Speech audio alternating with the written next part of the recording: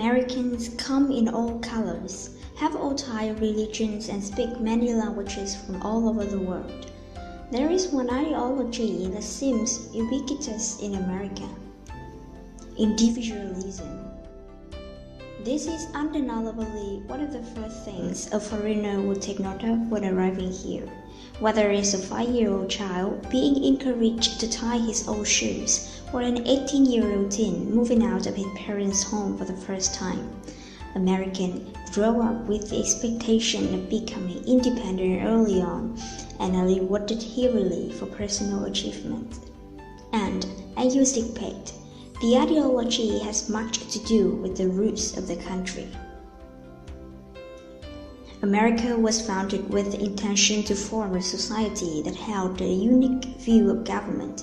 The first settlers left their former countries due to the lack of freedom and relocated to the New World with independence and personal freedom in mind. In the pursuit of particular liberties and latitude for personal economic achievements, the settlers shaped a culture that would value personal achievements over the communities. American culture is cemented in the right of each individual to be free to express himself and pursue his dreams and passions. This core value is the brightest sign of American individualism. Admitting that this value is strong at home, we still must wonder how the whole American individualistic construct relates to other cultural constructs that are rather structured on the basis of collectivism, implying they don't necessarily have compatible needs, goals, and ambitions. Such considerations cannot be ignored.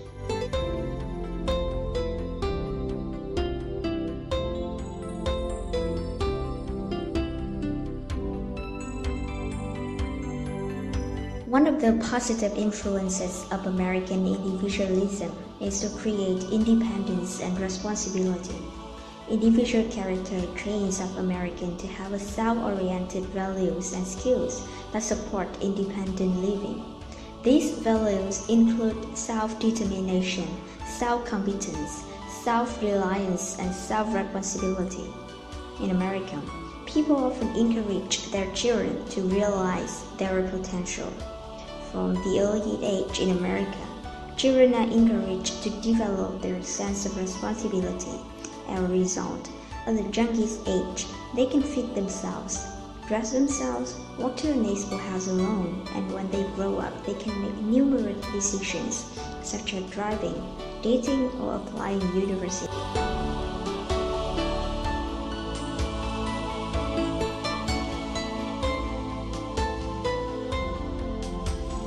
Another positive influence of American individualism is to create liberal society and bring justice for all. In the United States, people have the freedom to choose whatever religion. American historical tradition appreciated a high value on individual freedom, on personal rights, and on allowing each person to do her own things. It is possible that individualism changed Americans' mind, bring to them positive views of race of people, homosexuality, immigration, and so on. There is clear evidence that during 2 or 3 decades up to now, the Americans have become more tolerant of issues such as same-sex marriage, racial discrimination, and they also support of diversity from immigrants.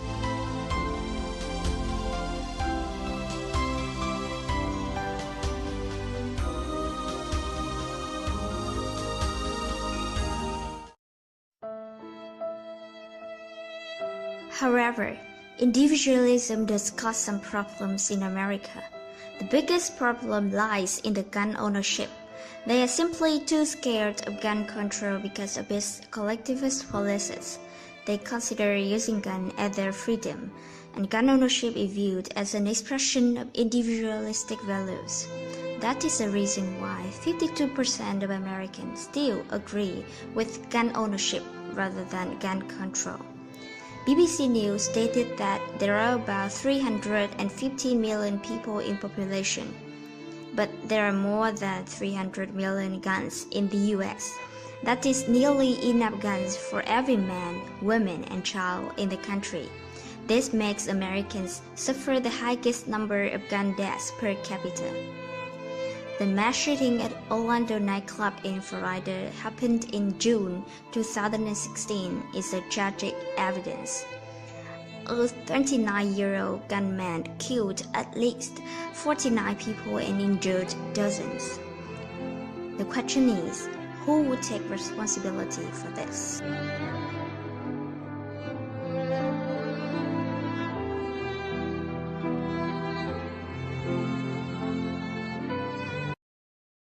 In addition, individualism causes breakdown family. Due to increased individualism, Americans have a tendency to distance themselves from the social and the community groupings that have long been the basic for personal security and social order. There has been an increase in the number of people living alone and the divorce rates. It is estimated that 50% of marriages in America end in divorce.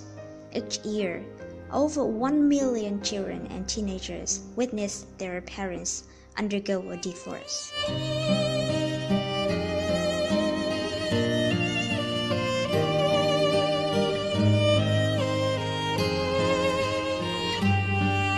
After all, individualism is not a bad thing, but these negative outcomes should not be ignored.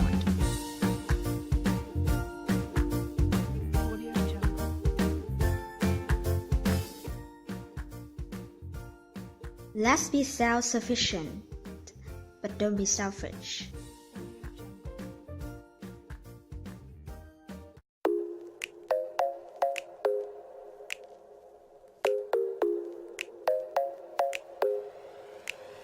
I ain't worried about nothing. I am wearing a nada. I'm sitting